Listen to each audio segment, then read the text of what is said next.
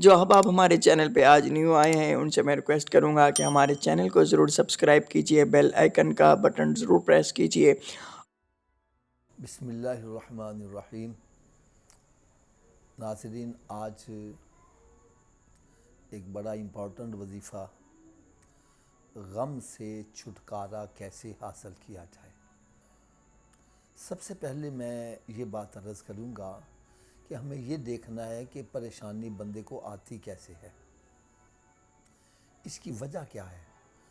تو دیکھیے، میرا تجزیہ غلط ہو سکتا ہے، آپ کا تجزیہ بھی غلط ہو سکتا ہے، لیکن جو اللہ تبارک و تعالیٰ کا فرمان عالی شان ہے وہ غلط نہیں ہو سکتا۔ اللہ رب العزت نے قرآن مجید میں ارشاد فرمایا، وَمَا أَصَابَكُم مِّن مُّصِیبَةٍ فَبِمَا كَسَبَتْ أَیْدِیکُم وَیَعْفُو عَن کَثِیر۔ بندے کو جو بھی مصیبت آتی ہے اس کے اعمال کی وجہ سے آتی ہے، حالانکہ ہم بہت ساری اس کی غلطیوں کو ویسے معاف کر دیتے ہیں۔ اب دکھ والی بات یہ ہے کہ گناہوں کی وجہ سے پریشانی آ رہی ہے اور ہم اس کا علاج بھی گناہوں سے ہی کر رہے ہیں۔ ایک بندہ پریشان حال بیٹھا ہے، اس کا دوست آتا ہے، بھائی کیا بات ہے، تو پریشان ہے؟ ہاں یار میں بڑا پریشان ہوں۔ وہ کہتا ہے آؤ پھر تم ذرا فلم دکھا لائیں، آؤ ذرا تاش کھیل لیتے ہیں، آؤ ذرا سوٹا لگا لیتے ہیں، آؤ ذرا سگریٹ پی لیتے ہیں، آؤ ذرا شراب پی لیتے ہیں۔ یار گناہوں سے تو پریشانی آئی ہے، ہم علاج گناہوں سے ہی کر رہے ہیں۔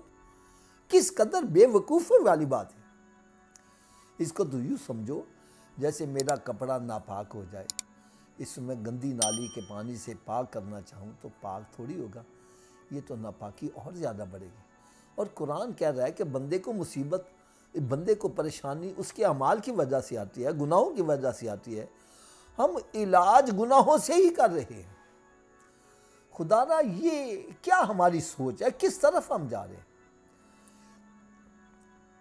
یاد رکھو، یہ میری بات کان کھول کے سن لو، گناہ ایک زہر ہے، پوائزن ہے۔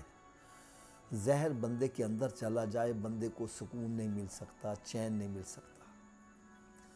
زہر جہاں جہاں سے گزرے گا کاٹ چھان کرتا چلا جائے گا، اور سکون اگر ملے گا تو اللہ تعالیٰ کی یاد میں سکون ملے گا۔ قرآن مجید فرقان حمید میں رب تعالیٰ نے ارشاد فرمایا، الا بذکر اللہ تطمئن القلوب، اللہ کا ذکر ہے جو دلوں کو سکون بخشے گا۔ تو ہم تو اس قدر بے وقوفی والے کام کرتے ہیں، اگر کوئی نماز ایک آدھ پڑھتا بھی ہے، کوئی پریشانی آ جائے تو نماز ہی چھوڑ جاتا ہے۔ یار کیا بات ہے، میں پریشان پڑا ہوں۔ اور بھائی نماز چھوڑ کے تیری پریشانی ختم ہو جائے گی؟ تجھے تو چاہیے کہ رب تعالیٰ کی بارگاہ میں اور جھک۔ آؤ آج میں آپ کو ایک ایسی ایمان افروز بات سناؤں، ایسی ایمان افروز کہ میں کہتا ہوں آپ کی طبیعت خوش ہو جائے۔ ایک بندہ پریشانی سے تنگ آ کر زہر کھا لیتا ہے۔ جب زہر کھا لیتا ہے تو ہم اس کو پکڑ کر ہاسپٹل میں لے جاتے ہیں۔ ڈاکٹر کی پہلی کوشش ہوتی ہے کہ یہ بندہ قے کر دے یا اس کو پیشاب پخانہ آ جائے تاکہ زہر اندر سے باہر نکل جائے، کیونکہ زہر جتنی دیر اندر رہے گا وہ جلاتا رہے گا، سارا نظام خراب کرتا رہے گا۔ اور پھر اگر زہر نکل جائے اس کی ریمیڈی کے لیے پھر ہم کوئی دوائی وغیرہ دیں گے تو وہ بھی فائدہ مند ہوگی۔ زہر اندر ہو تو پھر دوائی بھی اثر نہیں کر پاتی۔ اب بندے نے کیا ہے گناہ، اب گناہوں کا زہر اندر جو ہے، یہ گناہوں کا زہر باہر کیسے نکلے تاکہ بندے کو چین آ جائے۔ تو آئیے اس کے لیے میں آپ کو بڑا پیارا ایک وظیفہ بتلاتا ہوں۔ ایک بزرگ فرمانے لگے، ایک سانپ ہے، اس کے اندر زہر ہوتا ہے، یہ اگر بندے کو ڈس لے اور اس کا زہر بندے کے جسم میں منتقل ہو جائے اور وہ زہر بندے کے جسم میں سرایت کر جائے، بندہ مر جاتا ہے۔ لیکن یہی سانپ جب نیولے کو ڈستا ہے، اس کے جسم میں زہر منتقل بھی ہوتا ہے اور زہر سرایت بھی کرتا ہے، تو نیولا مرتا نہیں ہے۔ اس کی وجہ کیا ہے؟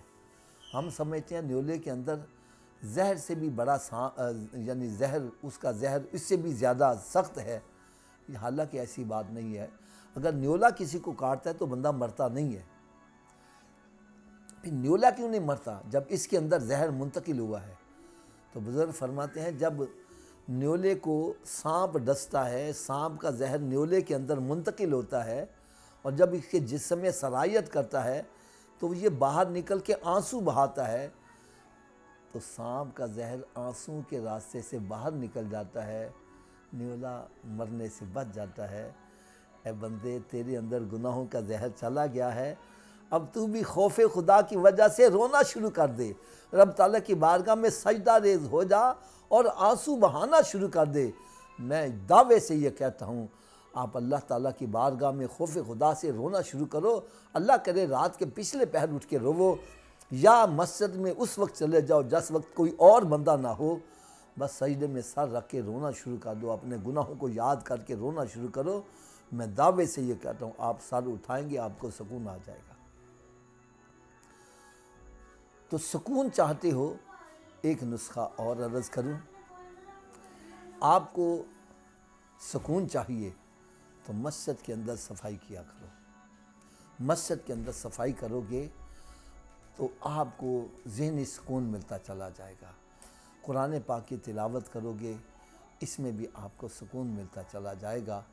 اور ایک وظیفہ میں آپ کو اور بتلا دوں، جو بندہ چاہتا ہے مجھے غم سے چھٹکارا مل جائے تو اس کو چاہیے یا مہیمنو، یا مہیمنو 29 بار جو کوئی پریشان حال روزانہ پڑھ لے گا، اللہ تعالیٰ کی ذات سے امید ہے کہ اس کو غم سے نجات مل جائے گی۔